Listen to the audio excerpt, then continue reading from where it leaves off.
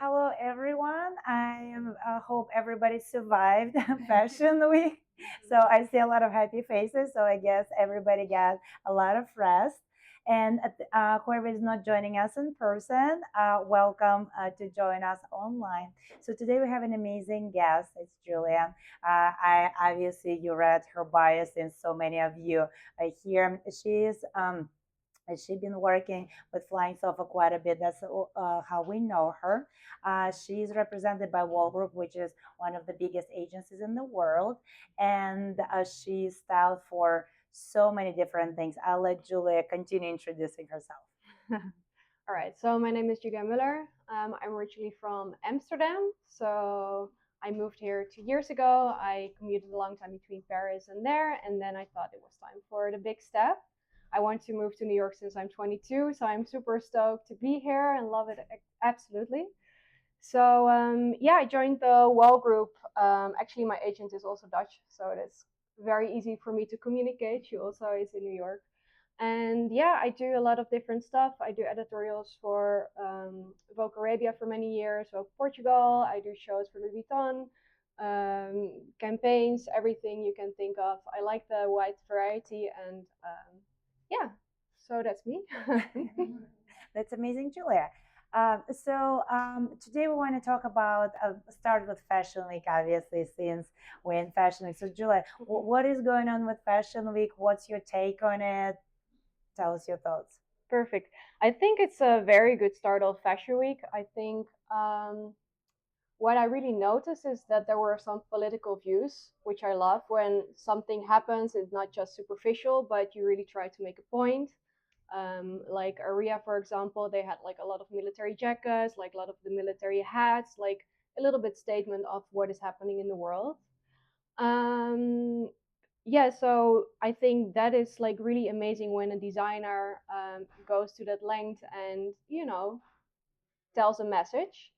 And for the rest, I love Princess Schuler. It's just all the clothing you want to wear. But I also like more upcoming designers like May, like the red he involves. And I think the variation and the spectrum in New York is amazing. You have like upcoming designers and really well known designers, and there's room for it. So that's what I love. In Paris, it's a little bit difficult because you only have like the people who are already like there. And I feel like here you can, you know, be more open in new talent. So I think that's really amazing. Yeah. Yeah, well, that's 100% true. I have to agree with you. New York was always known for welcoming young designers. No matter where you start, you have a place in New York. So I guess that's why so many amazing designers joining us each season in New York to showcase their talent. But exploring trends. So how do a young designer like benefits from making a political statement, for example, or doing the trends? Or should they even do any kind of trends like together with bigger brands, or should they avoid it altogether? To follow trends Yeah, to or follow like yeah. Um I mean, I don't think a political statement is a trend. I think that's more like a message. Um for example, Prabal Gurung did like his dresses were all like designed, not all, but a few of his dresses were designed with these palm trees, and like really made a relevance to Camilla, and like really wanted to people to vote, and for her, of course, or yeah, that's what his message yeah. was. So yeah, I think that's beautiful. And then you have trends. So for example, this season you see a lot of animal prints. Like I don't know if you noticed, but it's like booming and it's like everywhere. Yeah. And I do think it's good to notice these things because stylists will use you a little bit more easily when you are up to date with the trends and not old fashioned. So I think that's also an important thing. But bring your uniqueness. Don't try to copy because if you copy Balenciaga, we already have a Balenciaga. So why would you use something that looks like Balenciaga, right? So yeah. Yeah, that's awesome. And well, obviously, our audience today are designers, so they are probably dying to know how to get started, how to get into bigger publications. Like, what's your take on like how to work with celebrities, with magazines? If you can share a little more of that. Yeah, I think the first thing good to do is to see the variations in jobs there are. So you have editorial, you have celebrity, you have fashion shows, and What did I miss? Fashion shows, editorial. Oh, you have campaigns and lookbooks. So these are all very, very different and all very important. So I would like to go a little bit each with them and give you some advice, and you can ask also questions along the way when we go. I think it's easier to have like an open conversation sometimes than just do it in the end. So I think the first thing is editorial, so which I love. So again, I work a lot for Vogue, and then you request designers, etc., etc. So how would I go with as a stylist view to newer designers? Like how would I get to them? Because I use a lot of newer designers as well because that's what I love. I think try and make a connection with the stylist. Go to their Instagram, but not just post, but like really send your lookbook. Send something it present yourself. Be unique. Be something different. And for me personally, don't send me stuff which is too wearable, as you can see. I like something that pops out. We, as an editorial, you don't want your daily wear because that's not gonna be interesting on picture. So do your most extreme elevated pieces, and yeah, that will get you easier into publications, I think. Then also try and reach out magazines itself, like younger, like smaller magazines, have them do like a sort of review of you, and yeah, get in the eye of the viewer, I guess. So I think that's editorial.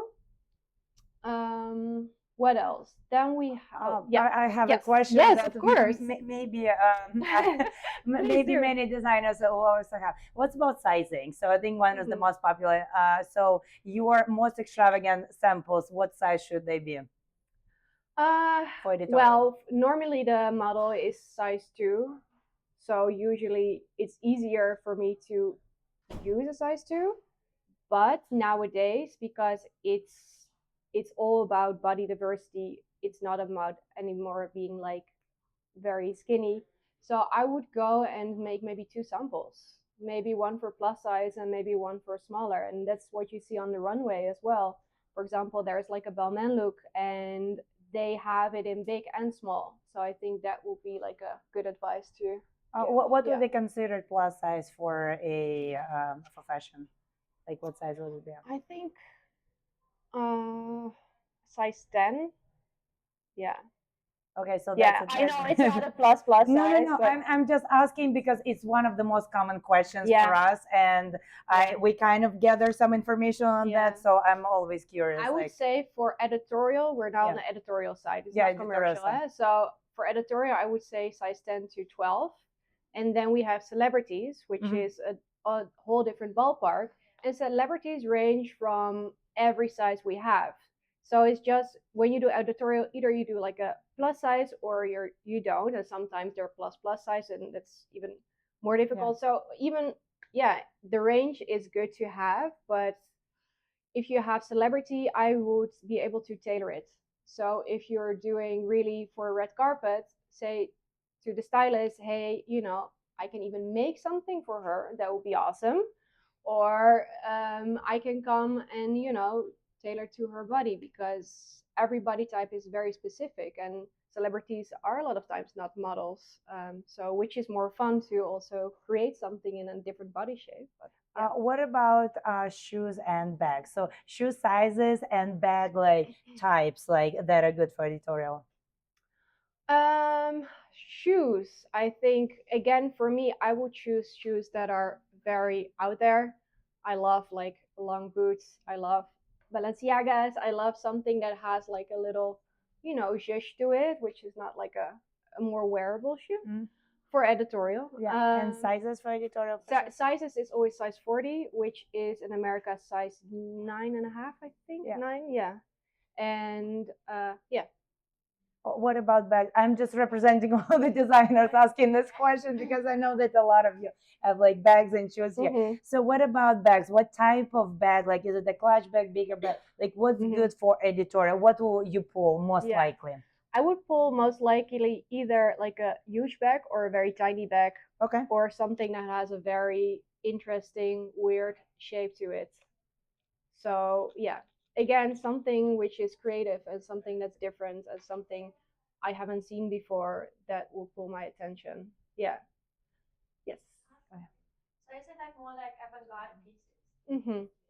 Yes. Definitely for editorial. Yes. Yep.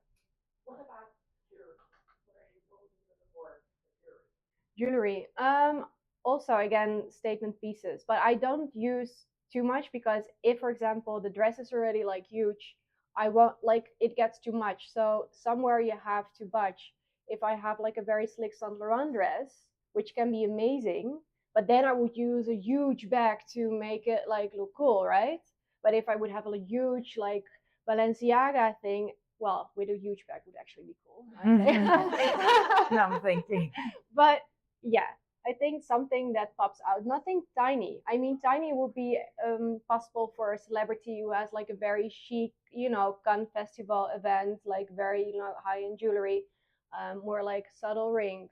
But I think for really editorial, that I would go for. But every stylist is different. But stylists tend to go. We all like are competing for the same looks. We're all requesting the same look after the show because stylists think a little bit the same. Awesome. Oh, we Yeah. had a question here. I just wanted to ask the best way to communicate with stylists. How do you get that message across? Is it then finding an email address? Is it using an Instagram account? Yeah. One thing, and it's gonna be a little bit disappointing. Sometimes it has to do with luck. So when I have an editorial and I go into my email account and then I just want some dress and then I just look up lookbook, I type lookbook in my email and then I'll see some lookbooks, and if it adds to my story, then I will request the looks, or yeah, but yeah, send lookbooks to my email accounts of designers, or stylists, or Instagram, send lookbooks as well. But I usually look quicker to email than Instagram because Instagram, a lot of times it get blocked and in spam. Yeah. So yeah. No. But of course, first thing, do they do it by year? I have Vogue Portugal cover. That's another good. We'll answer the question. We had a question over there. We'll answer another. You raise hand. Yeah. I have a question. So I'm different from everyone here because I concentrate on kids. Oh, nice. So what would you tell me? What would you be your advice? What would you guide me? Mm-hmm. Mm, kids is a little bit more, yeah, difficult because we don't really do editorial with kids, or it has to be like something very differentiate. I would more and try and mm, I would go and try and work on your own looks. So make your own visuals very interesting, make your own campaign, make your own lookbook, and try and get it in retail stores. So try and make that as much elevated as possible. Send it to Nordstrom, and hopefully they will sell your clothes, or etc. etc. Yeah. And do you only want to be? I mean, a friend of mine is a designer, and even though he has his own brand, he also works, for example, for Calvin Klein. So he's a designer for there as well, which are a lot of designers, because a lot of designers have their own brand or work for Balmain or work. So I would also try and send your resume to other kids designers like Scotch and Soda, who has like a really good kids section, Tommy Hilfiger, and that could be like a nice job where you have that, and then you can also elevate your own kids brand line. Yeah, that would be my advice. Awesome. We had a question here. So you mentioned lookbooks. My Yes. question is for designers or a brand, is it best for us to create a separate lookbook specifically for stylists for our strongest pieces? Mm-hmm. Okay, so just not to waste time with the full catalog and just get to the point with our strongest pieces. I would not make it longer than 10 pages, I think, 10 or 12. Make those the strongest that appeal to you the most. And then you can always do like a commercial, like more like an e-com. So if you can always send like, hey, if you want to see more, I have here more like a product thing. And that can be still shots as well. You don't have to waste time on the money on the model. So you can also just have it like flat laid, and they can exactly. Yeah. Okay, we had a question here. Yeah, I think most of it was answered, but come back to the lookbook point, Yes. when somebody send you an email, I guess the best idea is to create the tag proper, because you said you're searching Yes. for it. So lookbook, bags, because I'm a handbag Mhm. designer, so I want to make sure Yes, that's how you go about it. absolutely. Right. Handbag, bags, and the season. Got it. Yeah. Yeah. The second part of my question was, sending it to the stylist. Yes, it's a good thing. Like lately, I found when my bags get published, like in some editorial or something like that, I get that return instantly. Like customers are spying. Mhm. How to increase the reach in that way? Like, how do I know that this stylist or this creator is good for me Mhm. or not? How do I filter that out? If the stylist or the publication. Or maybe like like your stylist. Mhm. How that person or agency is good for me or not? I think every. How's the best way to research? Oh. What I mean to say. How is the best Way to research to whom to contact. Oh, okay, you mean it like that. I would open a few Vogues or Harper's Bazaars, and then you can see all the stylists who are working for those magazines.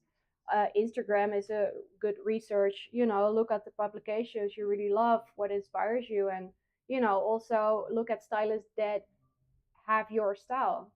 So if you have like a very minimalistic style, for example, my friend is Jordi Howder, he's an amazing stylist. His style is completely different than mine. He's very minimalistic.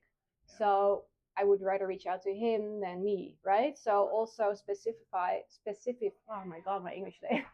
Make it specific to reach out to, which design. Yeah, because the kind of the products that I make, those are not usual. They're like different looks than the regular packs. Well, that's perfect. So send it to me. Yeah. We had a question. Did you have a question? Yes, well, maybe I could add something to that. I think also applying to a PR agency is also very helpful. Definitely. You can put your handbag in PR agency, and then a lot of time you go to PR agency, Mhm. and they take the bag, go to different photo shoots. That's also. Yeah. Like flying solo. Yeah. Yeah, no, it's definitely true. That is true. We had a question over there.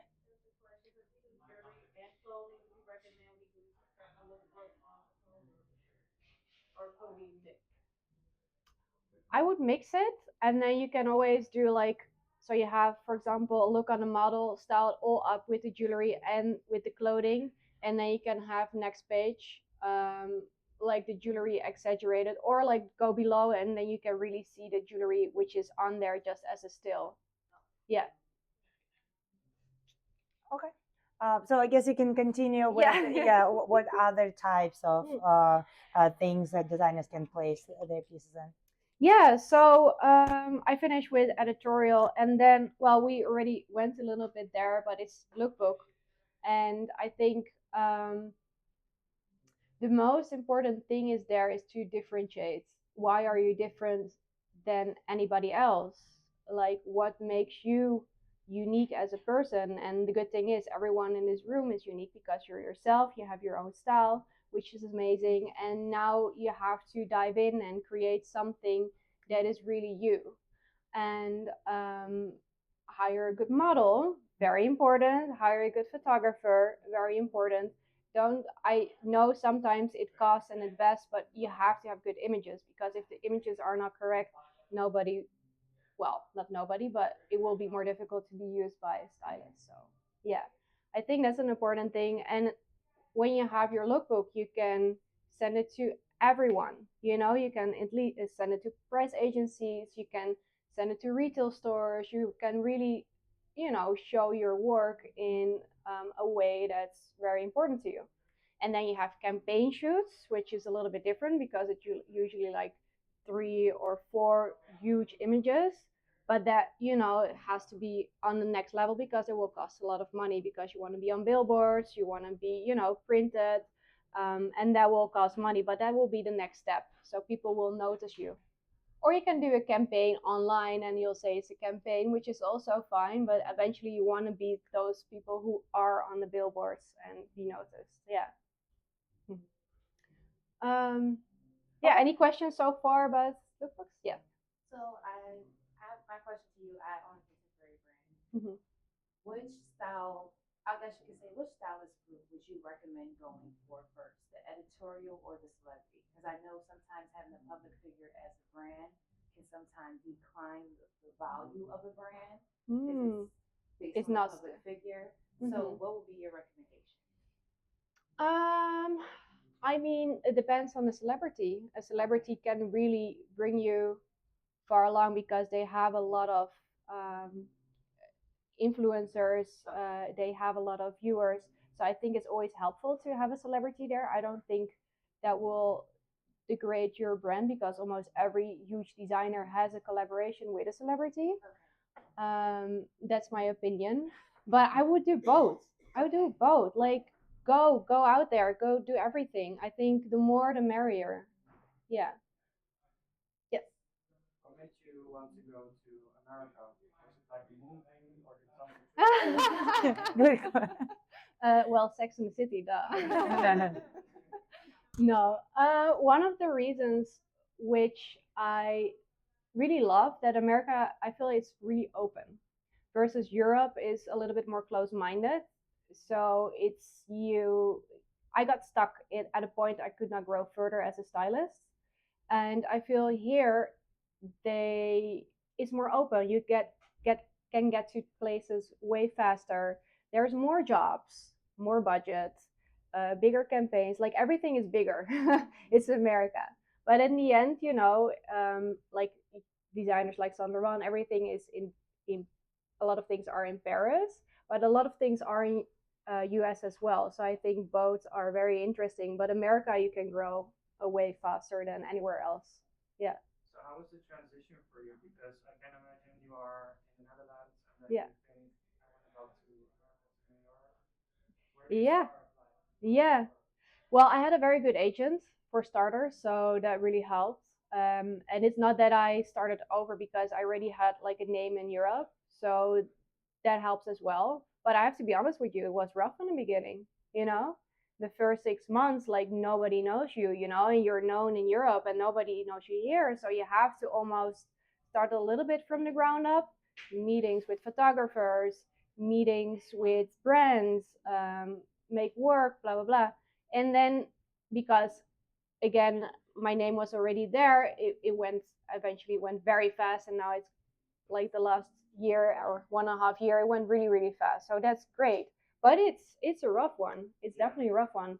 I would not recommend it to anybody who doesn't have like the passion for it. So I can imagine. Yeah, I have a friend from London mm-hmm. that is like my age, Yeah. and we have known each other like 10 years ago. And his nickname is Hollywood. His name is Ollie. Oh. He always wanted to make it in Hollywood. Oh yeah yeah yeah. And then at some point I saw on Instagram that he made it like in Hollywood, and he has like this big event called Ibiza with all the party people and all the celebrities that go there. And I messaged him like, "What the fuck? How did you do that?"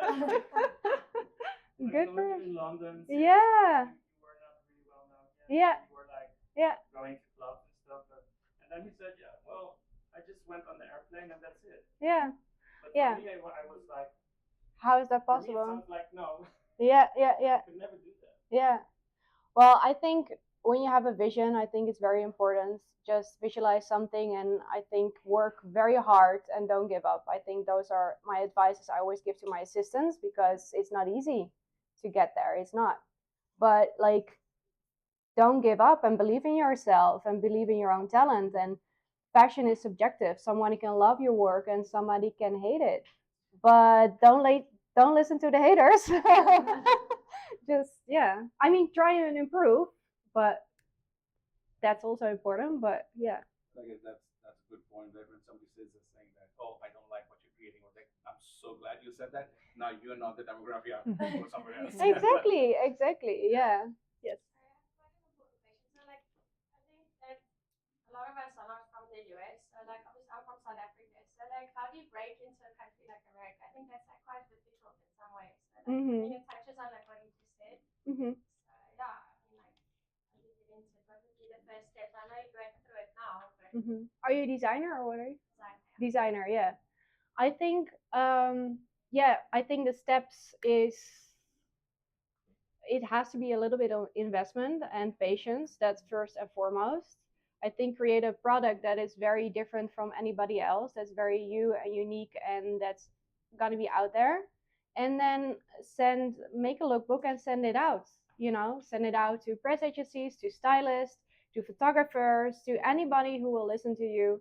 Do your own Instagram influencer, like try and be known, and it will take time and patience. But when somebody will pick you up, a stylist who will use you for Vogue, it will be great because then you have that name, and then somebody else, notice you, and that's how it goes. Then you're like in a good spiral. And sometimes it takes a while to be in that spiral, but once you're in there, it will just go up and sometimes down. But like, yeah.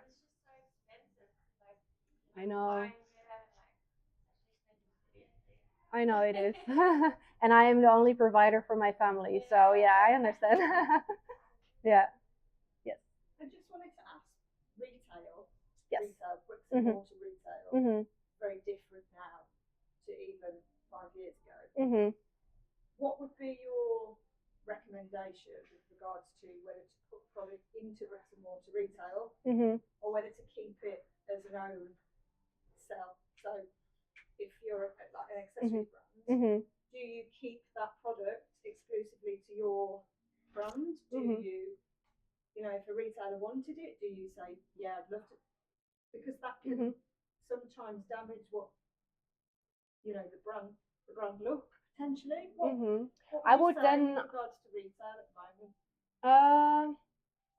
I think if it depends on the retailer. So if it fits to your brand, I mean, that would be helpful. But if it would be against everything that's dear to your views and visions, then I would keep it to yourself if it sells. But if it doesn't sell, you don't have an option, right?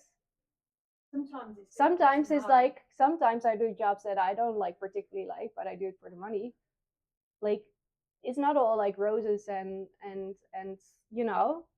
some jobs are amazing, like the best, like Louis Vuitton shows and like doing big campaign shoots that are on billboards.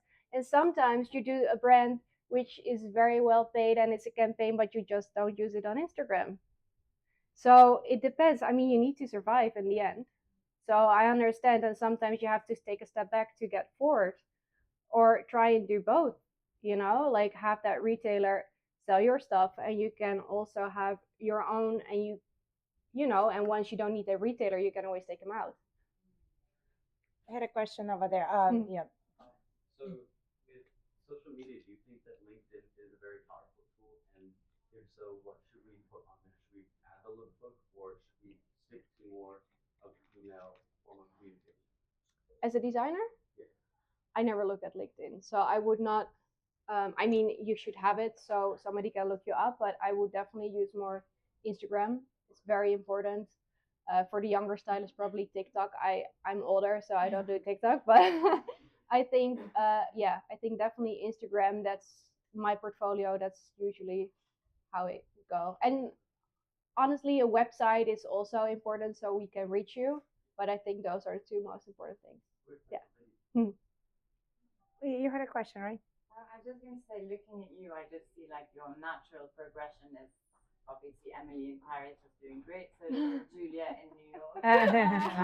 That's so might cute. go a long way. But what is your sort of purpose and goal, and where you're going with all of this? And is it tougher as a woman? Interesting question. Um, well, I have high goals. Eventually, I want to do the Summer Run campaign, and I want to do like all those like more A-list like brands. I do them now. Way it's like I'm starting to get there, but I'm not like like there. So that would be like only doing that, and also be able to choose what you want, and also say yeah, be more free. I think in that way. And as a woman, as a I don't think it's more difficult because it's a very feminine fashion is a very feminine business. Yeah.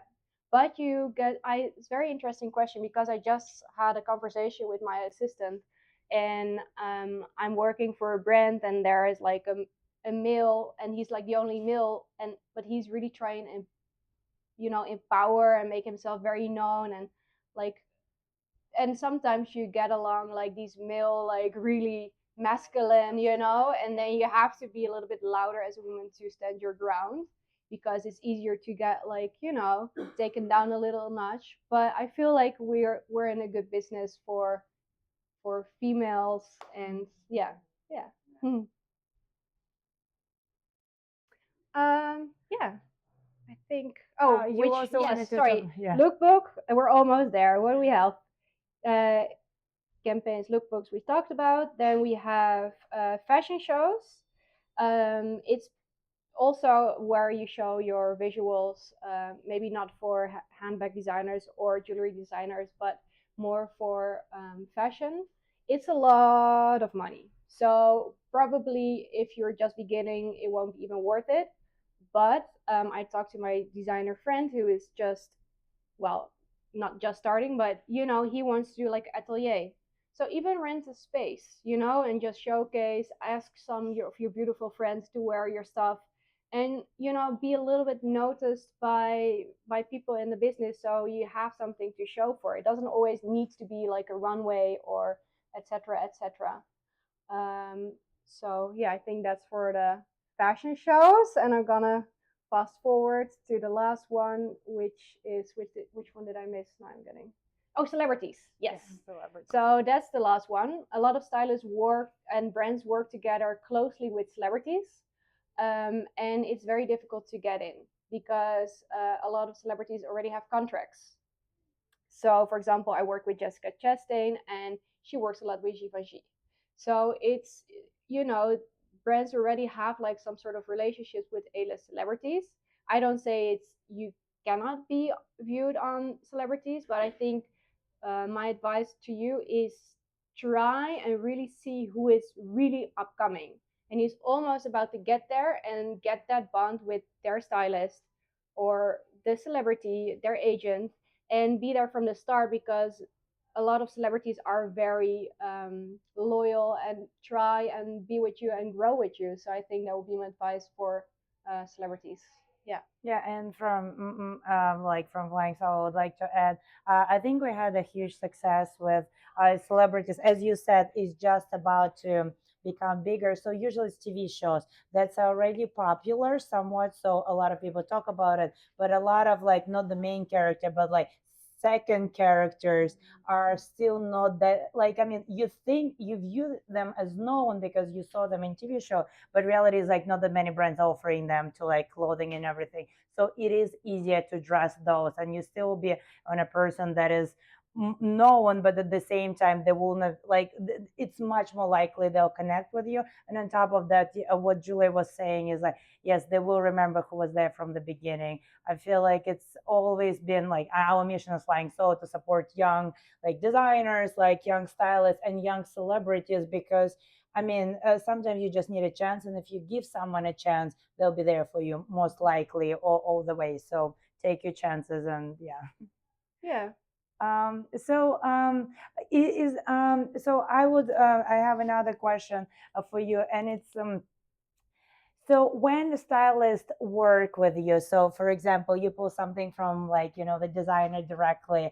So what's the best way for designer to communicate like after that with you, like to keep in touch, like to thank you, like what was the most memorable things, what the no nos, like what not to do, so all designers can be aware of that. Mm-hmm. Uh, no nos is you don't want to get annoying.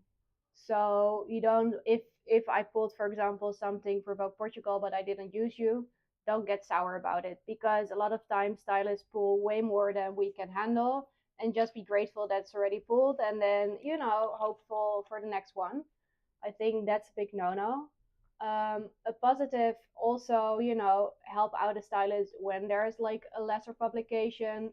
That's always goes along hand because when you help someone out, you tend to help someone back. So that's usually how it works as well. Yeah, so I think those are two big advices, and yeah. Well, I mean, I know that stylists also get very.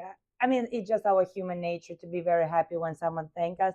So my our advice to all the designers always, someone did something good for you, like even to pull, like to your point, even pull for a publication. You can never take it as like they pulled, they wasted my time, they didn't place it. Reality is they actually notice you, and it's very likely that they're going to use you again. So just thanking people, even as small as DM, just saying thank you so much for trying to like place my thing. I know it didn't work out this time, but love your work. Hopefully, will work next time. That message will get you very far. I think Julia will agree with It is that. very true. Very true. Yes. So that, and if it's actually get placed, definitely thank the stylist. Like it's not easy, and she or he could have picked anywhere else. And if you're grateful, they will come back to your pieces. It happened to us way too many times when the stylist like comes back, like returning a pull and saying, "Oh my God, like this designer message me and say how grateful they are, how happy they are with everything." He's like, "Can I actually see the entire collection? I think I want to use them in my next project." That happens much more than you think, and it takes you nothing, like 20 seconds of your time to do so. And always give credits. I think you will agree with that. Whenever you publish a work of someone, always give credits to everybody. I'll advise you to do the same for our fashion show. Like tag your models, tag fellow designers, tag production, obviously photographers, stylists. It goes a long way. It's not just beneficial for them as you think. It's actually beneficial for you first and foremost, because you get more connection, you get more audience. But people love to be appreciated for their work. It takes you nothing. It's like free to tag someone, but it goes a long way. So please do that. That's very good advice. Yeah. Okay, and I know that we'll have more questions. Yeah. Yeah.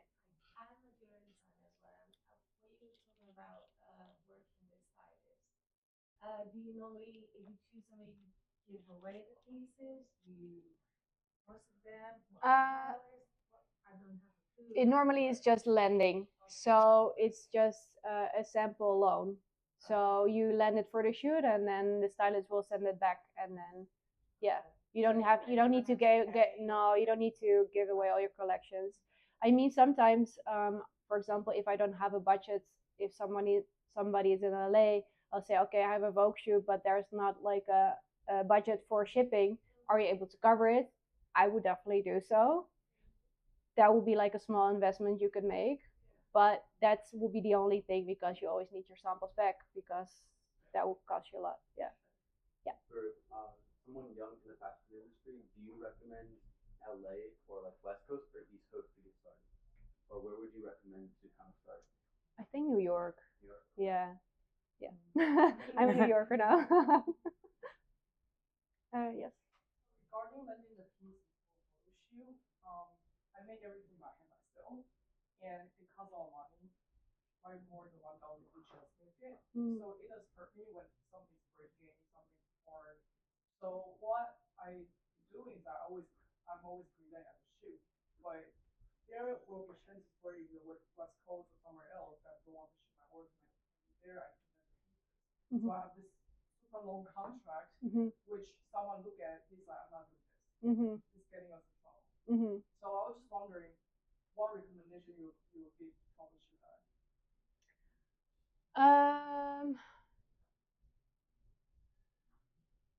I mean, if you want to be more often used, then you have to. Yeah, I understand. Yeah, I mean, I always have to, with younger designers, I always have to sign the contract, and I don't really mind it. I always take care. I mean, it's good. I mean, you can have a contract, and just as a safety, when something really happens, you'll see then. But yeah, if you want to have it easier for stylists to use, then I would be a little bit more flexible. Would you be open to send or maybe suggest some template which would not be too, I guess, troublesome for stylists to get and sign? Um, I mean, if those samples will be interesting enough to shoot, then that will be helpful. But if you're just sending the stylist the pieces that are less interesting, they probably won't be used. Yeah. Sorry. Yeah. So I think that's it. Yeah. I have one more question. It's regarding the celebrity.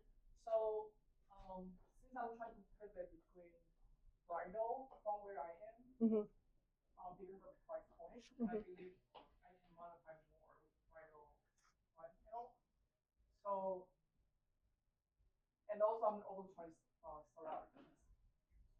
But what would be the best way to reach out to a community celebrities? And if you can give some example of the celebrities that you think would be Sorry, B-list? really like they're going to become famous. Oh, okay. Well, you have to do research. I cannot just give you now out of my head, sorry, a list with the B-list celebrities. There a lot of research. Actors who are not like the main celebrities who are working in movies. You know, like the how do you say that? Supporting role. Yeah, the supporting roles. The supporting roles, actors, actresses who are already like visually known a little bit on Instagram, who have an interesting look. Yeah, I think that would be helpful. Yeah. Oh, how? How to reach out? Oh, okay. Try and look up their manager. Yes, the manager of the celebrity, and try and see if you can find his email. LinkedIn would be helpful for this. Instagram her directly, see who is her stylist, reach out to the stylist. Yeah. We just have a few more minutes for questions. I know that Julia has to run. Yeah. This is my last question. Yeah. So as I said before, I am in contemporary. However, I have a collaboration with a fast fashion company. And I know in the industry, fast fashion is looked down upon or it can be a bit distasteful. But as a brand who's in between benefits from both, I guess my question to you is how do I navigate the, I guess you could say the up faces or the, the ones who kind of look down on it. However, it's a great piece, but because of how it's produced and where it comes from, they do not want to be part of it. So how do I navigate that? I would separate it from your own brand. Okay. Yeah, so really do that, for the money and have the collaboration and really separate your own brand with a different name and really do you, and that's all like very good taken care of, made of well. I would separate so it. Like, that it's yeah. just with my brand as Yeah. contemporary. Yeah. And all Yeah, correct. Yeah.